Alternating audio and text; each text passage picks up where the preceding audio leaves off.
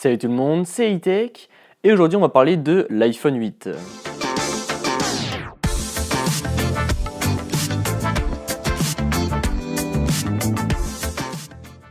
Donc pour ma part, j'ai un iPhone 8 Plus, mais ça change pas grand chose par rapport à l'iPhone 8, mais quand il y aura des petites différences, je vous en ferai part. Donc le design de ce 8 Plus est quasiment le même que celui sur l'iPhone 7, la seule chose qui change c'est le dos en verre qui va laisser passer de la recharge sans fil. Donc moi j'aime beaucoup ce design, voilà, je trouve qu'il tient beaucoup mieux en main que les iPhone 7 Plus, puisque je trouve que le verre a une bien meilleure accroche. Par contre, qui dit verre, dit empreinte de doigt, et là le modèle noir ne fait pas, ne déroge pas à la règle. Il accroche vraiment très facilement les empreintes de doigts, et ça je trouve ça vraiment dommage, parce que voilà, c'est quelque chose qui, si on veut pas utiliser de coque, bah du coup ça fait un peu un iPhone sale au final, et voilà, je trouve ça un peu dommage.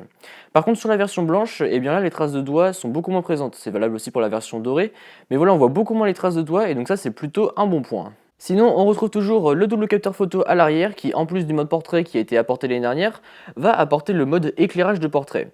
Donc ça, en gros, ça va permettre de jouer sur la luminosité du sujet et je trouve ça vraiment super beau. Enfin voilà, les photos qu'on fait avec sont vraiment magnifiques. Donc vous avez plusieurs modes d'éclairage. Donc vous avez l'éclairage naturel qui ne va rien changer, voilà, ça fera une photo portrait normale. Après, vous avez l'éclairage de studio qui là va mettre un peu plus de peps aux couleurs, comme si vous aviez de la lumière de studio autour de vous, enfin autour du sujet tout simplement. Après, vous avez éclairage de contour et donc ça va un peu, en fait, ça va ajouter des zones d'ombre par exemple sur les visages, sur les choses comme ça, enfin sur le sujet en général. Après, vous avez aussi l'éclairage de scène et donc en fait, ça va mettre un fond noir derrière le sujet et je trouve que l'effet est vraiment très réussi, je trouve ça vraiment très joli. Et pour finir, vous avez l'éclairage de scène mono qui est le même que le précédent, sauf qu'en fait le sujet va être en noir et blanc. Et là encore, je trouve que les photos sont vraiment très bien réussies. Comme l'année dernière, ce mode est disponible uniquement sur les iPhone 8 Plus.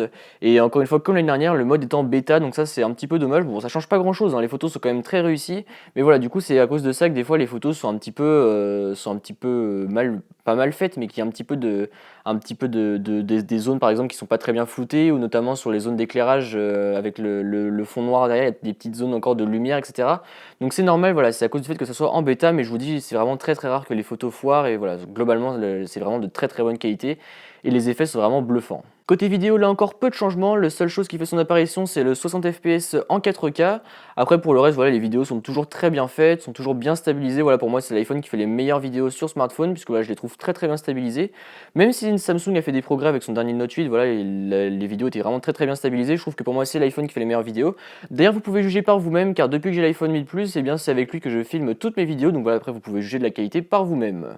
Donc pour ce qui est de l'appareil photo frontal, pardon, ça reste la même qualité que sur un iPhone 7 Plus.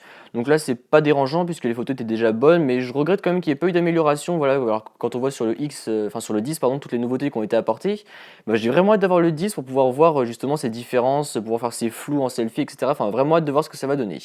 Donc côté de l'écran, c'est encore une fois le même que l'iPhone 7 Plus, voilà, écran Retina HD. Là, c'est dommage qu'Apple n'ait pas intégré de OLED. Voilà, je trouve ça dommage vraiment qu'ils aient mis ça juste pour l'iPhone 10. Donc après, voilà, j'ai hâte de voir ce que ça va donner sur l'iPhone 10. Mais là, voilà, on se retrouve avec un écran Retina, donc il est bon. Mais comparé à ce qui se fait sur le marché actuellement, je trouve que Apple est un petit peu en retard à ce niveau-là. Donc c'est pour ça, je trouve ça dommage qu'ils aient mis le OLED seulement sur l'iPhone 10 et pas sur les iPhone 8. Mais il y a quand même une petite nouveauté qui fait son apparition sur cet écran, c'est l'affichage True Tone. Donc j'en ai déjà parlé dans plusieurs vidéos, donc en gros ce que c'est le True Tone, c'est par exemple là vous voyez je suis dans une pièce où voilà, les couleurs sont assez chaudes, notamment à cause du bois. Et bien en fait le True Tone ça va tout simplement jaunir un petit peu l'écran, ça va adapter la luminosité de l'écran à la pièce. Par exemple là je suis dans une pièce assez chaude avec des couleurs voilà, plutôt chaudes, couleur bois. Et bien du coup mon écran va un petit peu jaunir pour justement pour pouvoir proposer cette teinte chaude sur l'écran. Et du coup c'est vachement pratique puisque ça éclate beaucoup moins les yeux. Et voilà, je trouve que c'est vraiment sympa. Enfin, je veux dire, ça fait un effet vraiment sympa. Après, c'est pas forcément quelque chose que vous remarquerez au quotidien, mais par contre, si jamais si vous avez deux iPhones dans les mains, par exemple un 7 Plus et un 8 Plus, là vous remarquerez la différence et vous voyez, c'est vraiment pas mal, surtout pour les yeux, encore une fois, parce que ça abîme beaucoup moins les yeux. Pour la méthode de déverrouillage, on est toujours sur le Touch ID, donc là, encore une fois, c'est le même que sur l'iPhone 7 Plus, mais voilà, il marche bien, il est rapide, donc ça, c'est pas trop un problème. Autre amélioration, ce sont les haut-parleurs. Apple dit qu'ils sont 25% plus forts, mais pour moi, l'amélioration, elle n'est pas sur la puissance, elle est plutôt sur la clarté. Donc certes, ils sont un petit peu plus forts quand on met le volume vraiment à max et encore, enfin c'est vraiment, c'est très peu notable. Enfin voilà, j'ai vraiment dû mettre les 2 appareils à côté pour pouvoir voir la différence, sinon on la voit pas trop. Mais c'est surtout sur la clarté que je trouve qu'il y a eu vachement de progrès de fait. Enfin je veux dire, le son est encore maintenant beaucoup plus clair lorsque le son est à fond qu'avant sur un iPhone 7 Plus. Donc il était déjà très bon sur un iPhone 7 Plus, mais là voilà, c'est vraiment quelque chose d'excellent tout simplement, c'est vraiment très, très bon. Et en plus, moi vous savez que j'affectionne particulièrement les haut-parleurs stéréo parce que voilà, quand je regarde des vidéos et tout, j'aime bien que le son, vienne de partout et pas simplement d'en bas parce que du coup, pour regarder des vidéos, si on les regarde comme ça, bah, le son sort pas d'en bas. Et donc là, voilà, le fait que ce soit stéréo, c'est quelque chose que j'aime beaucoup et encore une fois, la qualité de ces haut-parleurs stéréo sont vraiment très bons, donc ça, c'est vraiment un bon point pour cet iPhone. À l'intérieur du smartphone, on retrouve toujours 3 Go de RAM et la puce A11 Bionic. Donc je pensais pas qu'il y aurait une telle différence, mais voilà, il y a quand même une belle différence notable entre l'iPhone 7 Plus et l'iPhone 8 Plus. Voilà, il y a quand même une sacrée rapidité, notamment je pense dans l'ouverture d'applications, etc. Même si iOS 11 accélère pas mal les choses sur les anciens iPhones.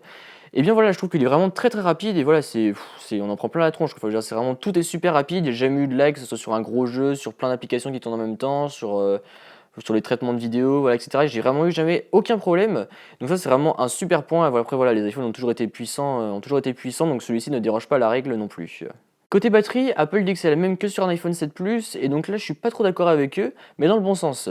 Je trouve que cette batterie sur iPhone 8 Plus tient mieux qu'un iPhone 7 Plus. Bon, après c'est sûr, vous n'avez pas gagné 2 heures d'autonomie par jour, non, non, mais c'est grâce à la puce A11 en fait. Il y a une bien meilleure gestion de la batterie, et du coup, bah voilà, la batterie tient beaucoup mieux, mais c'est surtout en stand-by, enfin quand l'écran est éteint, que là ça perd vraiment très peu de batterie. Pourtant, je suis connecté sans cesse en Bluetooth avec mon Apple Watch, mais voilà, le téléphone perd de moins en enfin, chaque année en tout cas, les iPhones perdent de moins en moins de batterie, et là cette année il y a vraiment une belle évolution.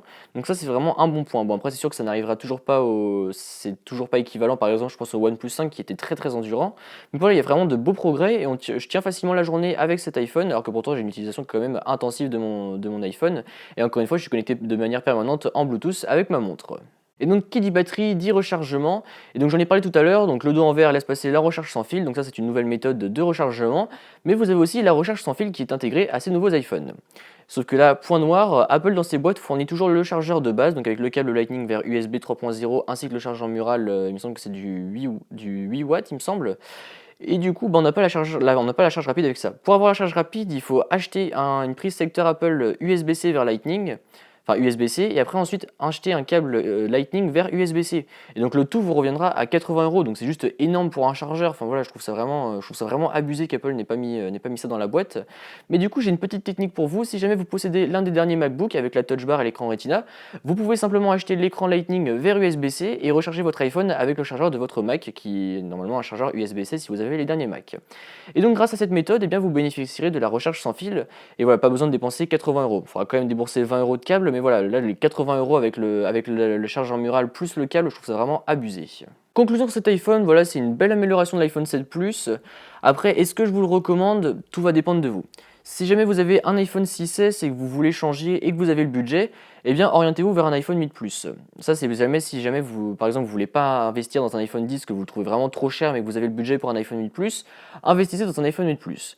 Après, si jamais vous avez le 7 et que vous voulez changer mais que vous voulez pas pour l'iPhone, vous voulez pas acheter l'iPhone 10, là, je vous recommande plutôt d'attendre un an parce que voilà, l'évolution, si vous n'êtes pas quelqu'un de très axé sur les nouvelles technologies, etc., je vous recommande plus de garder votre iPhone 7 et d'économiser encore un an pour pouvoir acheter de la nouveauté l'année prochaine. Vous faites ce que vous voulez de votre argent, si vous voulez vous faire plaisir avec un iPhone 8 Plus, vous ne serez pas déçu évidemment. Mais voilà, moi je conseille plus d'attendre l'année prochaine pour voilà, justement attendre et économiser plus pour avoir de réelles améliorations. Voilà, c'est tout pour cette vidéo, j'espère qu'elle vous a plu. Si c'est le cas, comme d'habitude, n'hésitez pas à mettre un pouce bleu, à me suivre sur les réseaux sociaux qui se trouveront dans la description et à vous abonner. Allez, salut!